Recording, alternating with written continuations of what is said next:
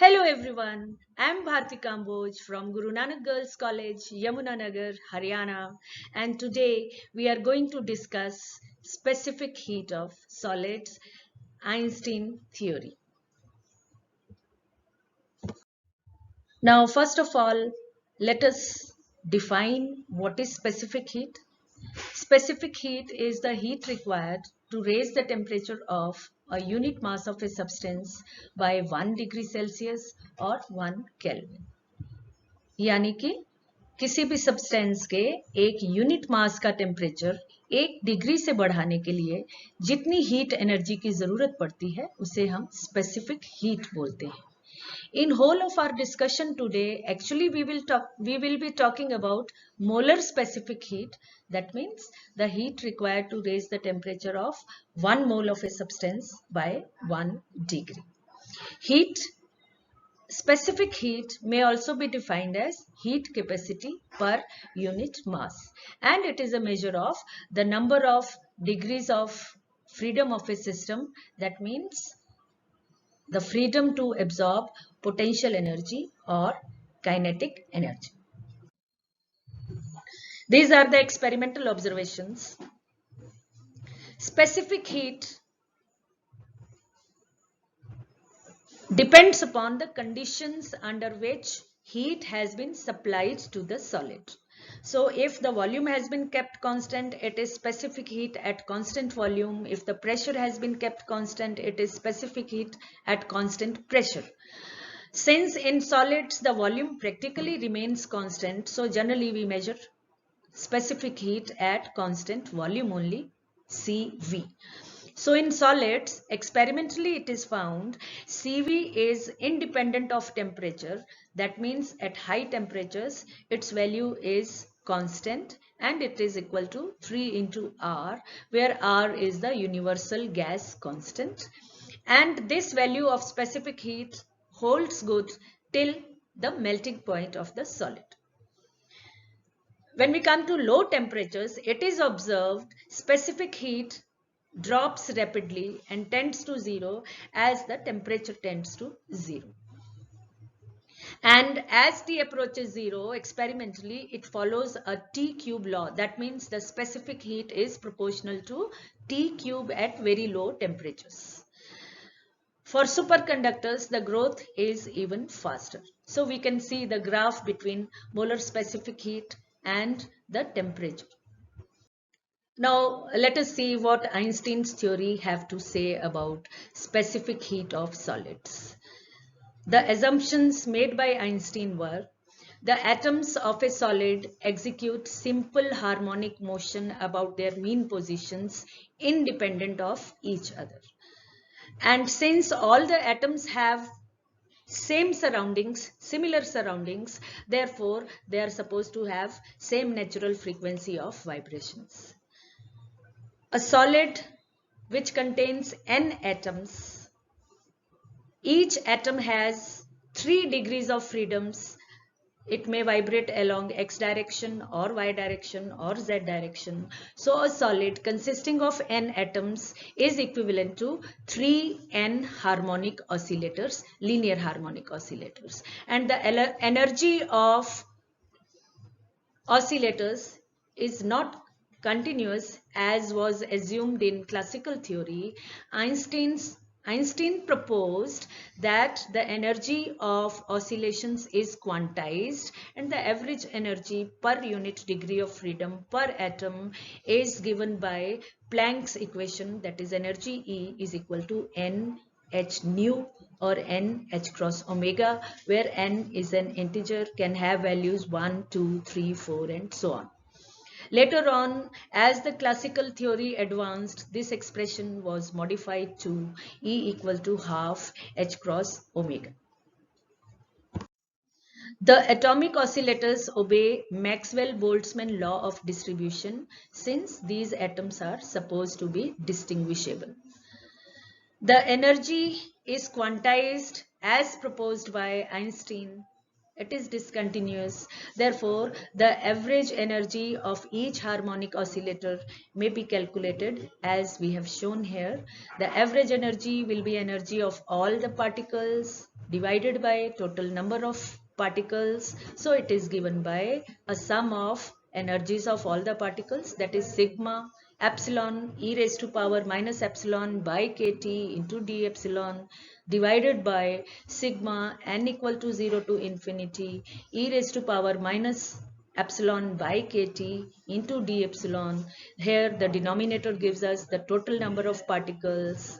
Now let us put the value of epsilon, that is n plus half h cross omega. So the expression becomes sigma n plus half h cross omega e raised to power minus n plus half h cross omega by kt into d epsilon divided by sigma e raised to power minus half e raised to power minus n plus half h cross omega by kt into d epsilon.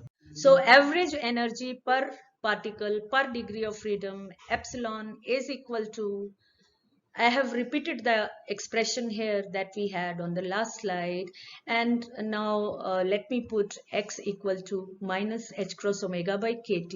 So the above expression becomes average energy is equal to h cross omega.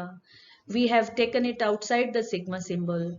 So h cross omega sigma n plus half e raised to power n plus half x d epsilon by sigma n plus half x d epsilon. Just pay attention that we have put minus h cross omega by kt equal to x. So now we expand the exponential. I hope you all know the expansion of exponential function. So average energy epsilon is h cross omega half e raised to power x by 2 plus 3 by 2 e raised to power 3x by 2 and so on divided by e raised to power x by 2 plus e raised to power 3x by 2 and so on. And it is equal to h cross omega d by dx log e raised to power x by 2 plus e raised to power 3x by 2 and so on. Now see, in this step we can see if we differentiate log of e raised to power x by 2 plus e raised to power 3x by 2 plus e raised to power 5x by 2 and so on, then the answer that we get is the step as given above this. So it is further equal to h cross omega d by dx log e raised to power x by 2 we have taken out of the bracket में 1 plus e raised to power x plus e raised to power 2x and so on, and it is further equal to h cross omega d by dx log e raised to power x by 2, then we open the inner bracket plus log 1 plus e raised to power x plus e raised to power 2x and so on. Now we know that log 1 plus e raised to power x plus e raised to power 2x and so on is equal to log 1 minus e raised to power x. Therefore, average value of energy, average epsilon, is equal to h cross omega d by dx x by 2 minus log 1 minus e raised to power x. That is equal to h cross omega half plus e raised to power x by e raised to by 1 minus e raised to power x. Or average value of epsilon is h cross omega half plus e raised to power x, e raised to power minus x minus 1, and now we put the value of x. So this is equal to h cross omega half plus 1 upon e raised to power h cross omega by kt minus 1. Or now we open the bracket, epsilon is equal to half h cross omega plus h cross omega by e raised to power h cross omega by kt minus 1. Now as assumed earlier, the solid has n atoms, each atom has 3 degrees of freedom. So the total energy of the system is obtained by multiplying this expression by 3n. So E is equal to 3n into average value of epsilon, and the specific heat is obtained by differentiating this expression. Cv is equal to curly E by curly T at constant volume under the conditions that volume is constant. So Cv is, we will differentiate E, it is equal to 3n K h cross omega by kt whole square e raised to power h cross omega by kt divided by e raised to power h cross omega by kt minus. So now let us define a characteristic temperature theta E, which is known as Einstein's temperature, such that h cross omega is equal to k theta E, where k is Boltzmann constant, so that the Einstein's temperature theta E is equal to h cross omega by k. So if we put this value of theta E in the expression of Cv, we get Cv equal to 3nk theta E by t whole square e raised to power theta E by t upon e raised to power theta E by t minus 1 whole square, that is equal to 3r, where r is the universal gas constant equal to n into k. N is 1 mole of the substance. It is equal to 3r theta E upon t whole square e raised to power theta E by t divided by e raised to power theta E by t minus 1 whole square. So by using this equation, which was derived by Einstein, if a graph is plotted between Cv and t by theta E, we obtain a curve as shown in this graph for diamond, which agrees fairly well with the experimental values. The graph shows agreement between the experimental and theoretical values of heat capacity of diamond using Einstein's model for the value of theta E equal to 1320 Kelvin. Using this equation, if a graph is plotted between Cv and t by theta E, we obtain a curve. This is for diamond, and we can see it agrees fairly well with the experimental values. This graph has been drawn by taking the value of theta E equal to 1320 Kelvin. Now let us discuss the special cases at very high temperatures. When the temperature of the solid is much greater than theta E, then as t approaches infinity, theta E by t approaches 0, and the exponential function e raised to power theta E by t is equal to, that can be expanded as 1 plus theta E by t plus 1 upon 2 factorial theta E by t whole square, and so on. Now since theta E by t is very small, it is approaching 0, so we can ignore the higher powers of theta E by t. So e raised to power theta E by t is equal to 1 plus theta E by t. And therefore e raised to power theta E by t minus 1 whole square, that was the denominator of Cv, is equal to theta E by t whole square. And therefore Cv is equal to 3r theta E by t whole square e raised to power theta E by t upon e raised to power theta E by t minus 1 whole square. We have already derived this expression. Now it becomes at very high temperatures 3r theta E by t whole square. We put the value of e raised to power theta E by t, that is 1 plus theta E by t divided by theta E by t whole square. Theta E by t whole square gets cancelled in the numerator and denominator. So Cv is 3r 1 plus theta E by t.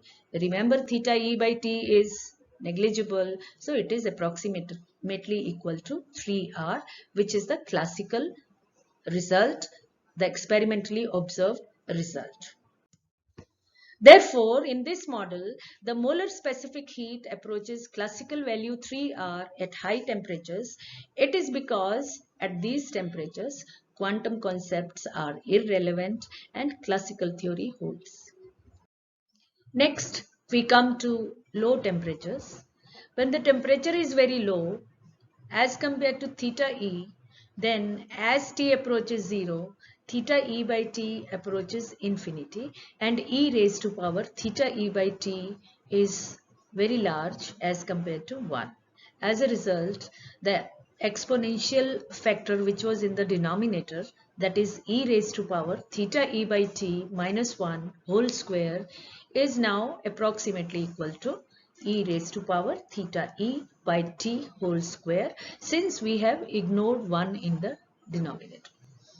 And therefore, specific heat Cv now is equal to 3r theta e by t whole square e raised to power theta e by t upon e raised to power theta e by t whole square. This factor gets cancelled and we get 3r theta e by t whole square by e raised to power theta e by t.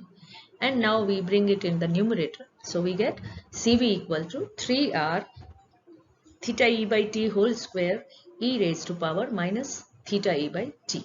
Therefore, what we see is in the low temperature range, the molar specific heat is directly proportional to the more dominating factor, that is the exponential factor e raised to power minus theta e by t. Therefore, what we see is Cv decreases exponentially, and as t approaches 0, Cv also approaches 0 exponentially. But remember, in the beginning I had told you, experimentally we observe Cv obeys a T cube law. That means Cv is proportional to T cube in the very low temperature range.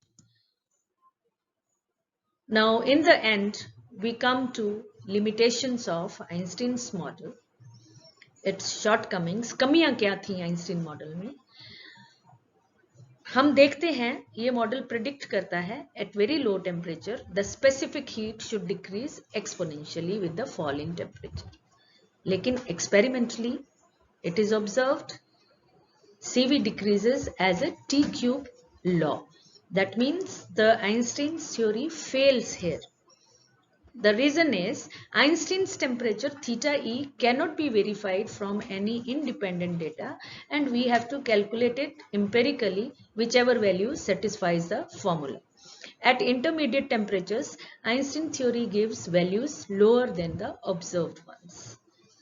The reason for this discrepancy between the theory and extremely low temperature experimental values seems to be the oversimplified model employed by Einstein, the assumption that all the atomic oscillators vibrate with the same frequency independently of each other does not correspond to the actual facts.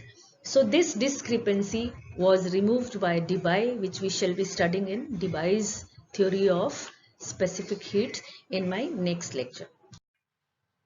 With that, we come to the end of today's discussion. These are some of the frequently asked questions. Question number 1, define molar specific heat. Question number 2, explain Einstein's theory of specific heat. Question number 3, what are the limitations of Einstein's theory of specific heat? Thank you so much. Have a nice day.